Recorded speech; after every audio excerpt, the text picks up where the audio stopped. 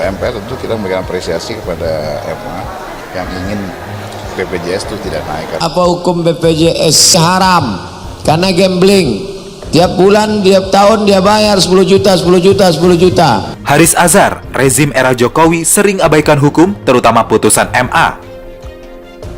Direktur Eksekutif Lokataru Foundation Haris Azhar menyebutkan bahwa bukan hanya sekali pemerintah abai terhadap hukum, khususnya pada putusan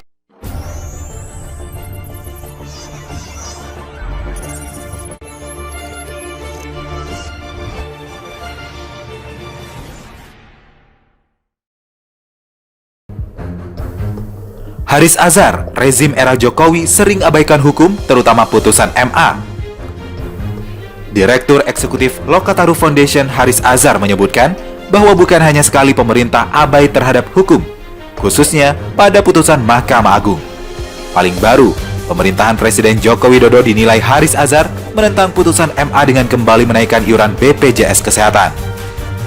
Memang, rezim Jokowi ini sering mengabaikan hukum, atau lebih khususnya, bagi putusan-putusan MA beberapa kali mereka abaikan, kata Haris kepada Kompas.com Jumat lalu.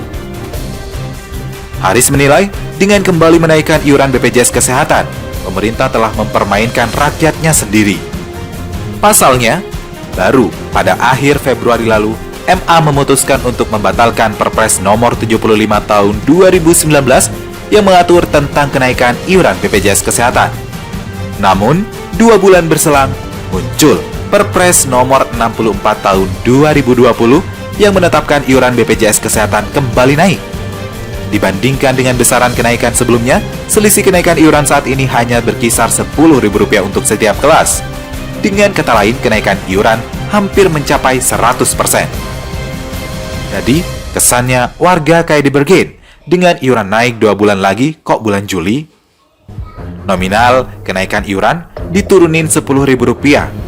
Menurut saya, itu nggak menunjukkan kualitas sebagai pemerintah, ujar Haris. Putusan MA lainnya yang juga tak dijalankan oleh pemerintah, misalnya kasus kebakaran hutan di Kalimantan. Ada juga putusan MA terkait kasus pendirian pabrik semen di Pegunungan Kendeng, Rembang. Nggak cuma soal BPJS, kasus asap di Kalimantan juga begitu. Kasus semen, petani Kendeng juga begitu, kata Haris. Pada bulan Juli lalu, MA menolak kasasi Presiden Joko Widodo dan sejumlah pejabat lain yang menjadi pihak tergugat dalam kasus kebakaran hutan di Kalimantan. Dengan ditolaknya kasasi tersebut, pemerintah diminta mengeluarkan peraturan-peraturan untuk menanggulangi dan menghentikan kebakaran hutan di Kalimantan. Namun, alih-alih menaati perintah MA, pemerintah justru mengajukan peninjauan kembali atas putusan tersebut. Selanjutnya pada Oktober 2016, melalui sidang peninjauan kembali MA memenangkan gugatan petani Pegunungan Kendeng dan Yayasan Wahana Lingkungan Hidup terhadap PT Semen Indonesia. Kemenangan tersebut membuat izin lingkungan yang diterbitkan Gubernur Jawa Tengah untuk PT Semen Indonesia harus dibatalkan. Menindaklanjuti hal itu, Gubernur Jawa Tengah Ganjar Pranowo mengeluarkan keputusan baru nomor 660.1/30/2016 tentang izin lingkungan pendirian pabrik semen PT Semen Indonesia. Keputusan tersebut sekaligus memberikan izin penambangan kepada PT Semen Indonesia yang pada putusan lama tertulis PT Semen Gresik tahun 2012. Pada 16 Januari 2017, Ganjar kemudian menerbitkan surat keputusan Gubernur nomor 6601/4 tahun 2017.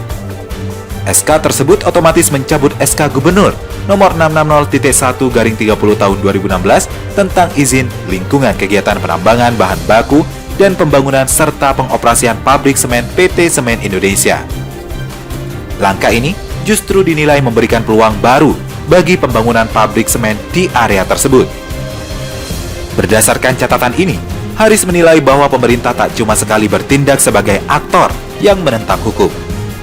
Dari sisi aktornya, ada kelakuan yang memang anti pada hukum. Kalau hukumnya berpihak pada mereka, mereka pakai. Tapi kalau hukumnya tidak berpihak sama mereka, mereka tidak pakai, kata Haris.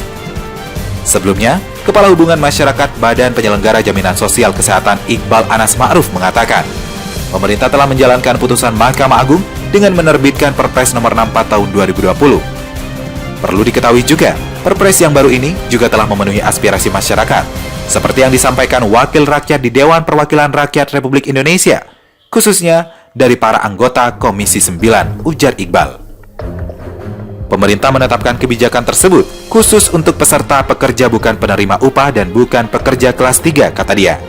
Ia mengatakan, iuran peserta PBPU dan BP kelas 3 di tahun 2020 tetap dibayarkan sejumlah Rp25.500. Kemudian sisanya sebesar Rp16.500 diberikan bantuan iuran oleh pemerintah. Tahun 2021 dan tahun berikutnya, peserta PBPU dan BP kelas 3 membayar iuran sebesar Rp35.000. Sementara pemerintah tetap memberikan bantuan iuran sebesar Rp7.000, ujar Iqbal.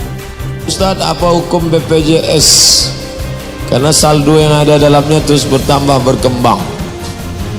Kelompok pertama mengatakan asuransi haram karena gambling. Tiap bulan, tiap tahun dia bayar 10 juta, 10 juta, 10 juta.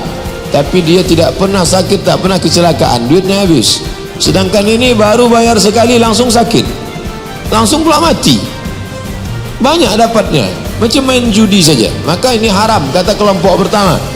Kata kelompok kedua, asuransi ini baik kena ada ta'awun, tolong menolong.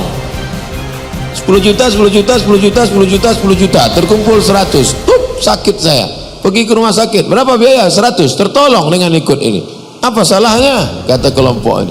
Nah, jadi dua pendapat, bahkan ada 3 pendapat. Yang satu lagi, kalau profit tak boleh, kalau non profit boleh. Begitu kata Syekh Ali Jum'ah. Pilihlah antara 3 pendapat. Putusan MA lainnya yang juga tak dijalankan oleh pemerintah, misalnya kasus kebakaran hutan di Kalimantan. Ada juga putusan MA terkait kasus pendirian pabrik semen di Pegunungan Kendeng, Rembang.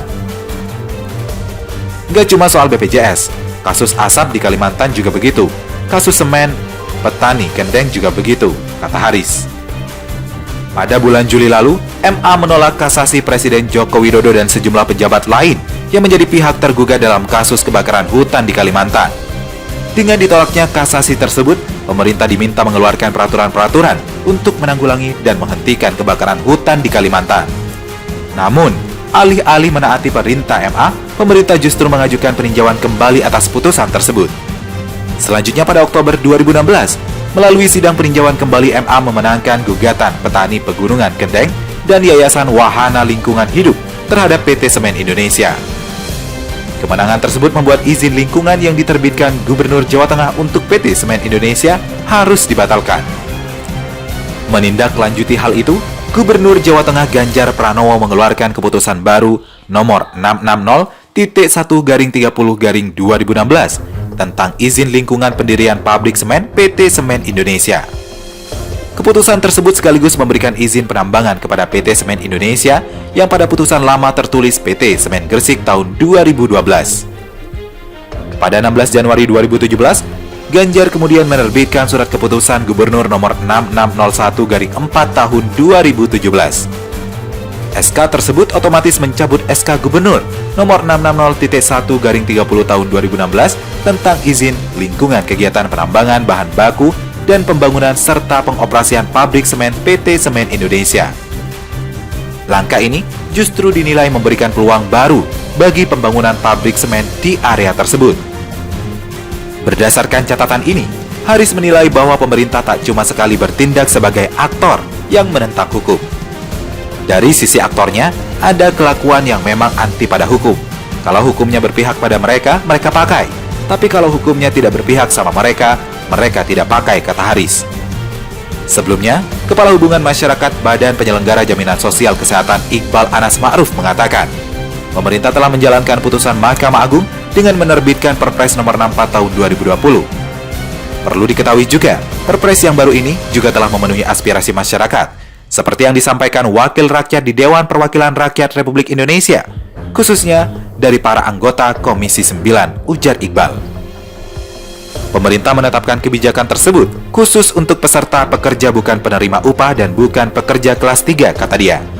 Ia mengatakan, iuran peserta PBPU dan BP kelas 3 di tahun 2020 tetap dibayarkan sejumlah Rp25.500. Kemudian sisanya sebesar Rp16.500 diberikan bantuan iuran oleh pemerintah. Tahun 2021 dan tahun berikutnya, peserta PBPU dan BP kelas 3 membayar iuran sebesar Rp35.000. Sementara pemerintah tetap memberikan bantuan iuran sebesar Rp7.000, ujar Iqbal.